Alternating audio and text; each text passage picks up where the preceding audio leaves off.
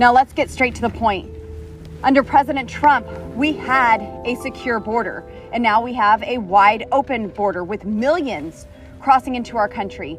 Many of them are criminals bringing in deadly drugs that are killing our children and are devastating our communities. The border is closed. The border is secure. The border is secure. The border, we are working to make the border more secure. That has been a historic challenge. Crimes committed by illegal immigrants have surged with homicides, assaults, domestic violence, and sex offenses, all by illegal aliens increasing dramatically. Just last year alone, over 5 million illegal aliens crossed our border on Mayorkas's watch. More than 14,000 pounds of fentanyl was seized in fiscal year 2022 at our southern border. That is an all-time record high. Of all those encounters, 1.4 million, and that's a conservative number, that your department states have been released into the United States.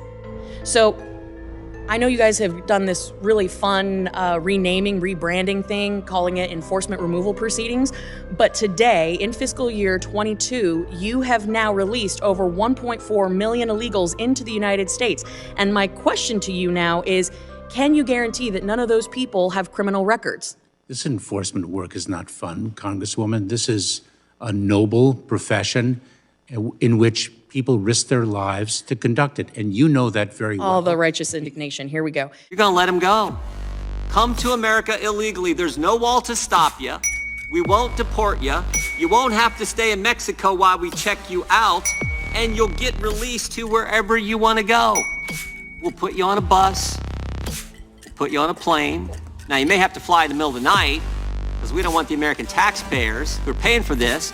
We don't want them to know where you're going and that we're doing this. And of course, when they get there, this is just so common sense. Again, the folks I get the privilege of representing understand that when they get there, you know what they're gonna do? They're gonna get on their phone. It may not be the phone you gave them, but they're gonna get on their phone and they're gonna call back home and they'll say, hey, come to America. Mayorkas is letting you in. They won't even call, they'll probably FaceTime. Hey, look, I made it. Show it around. That's what they're going to do. He regularly lies to the American people, claiming that the southern border is closed. I've been there, it's wide open. Secretary Mayorkas has failed to enforce the laws on the books, and the American people demand accountability for what is happening at the border. House Republicans are in the majority now, and it's time that we act, not just speak about what is happening.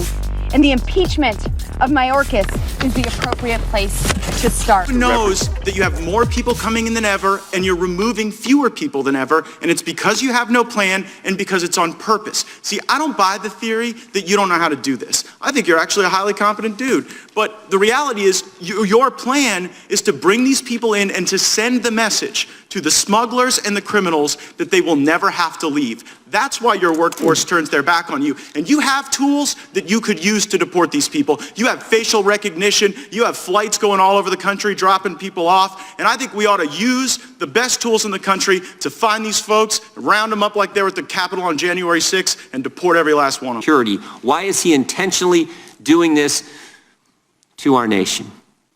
You can't fix stupid. There's not a pill you can take.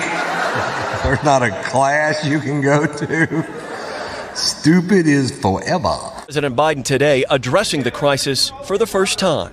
We will get it under control. During a border visit today, Texas Governor Greg Abbott blaming the surge on President Biden's more relaxed border policies. When you have an administration that has abandoned any pretense of securing the border and securing our sovereignty, you see the onrush of people like what we saw walking across this dam. They inherited the most secure border of my lifetime.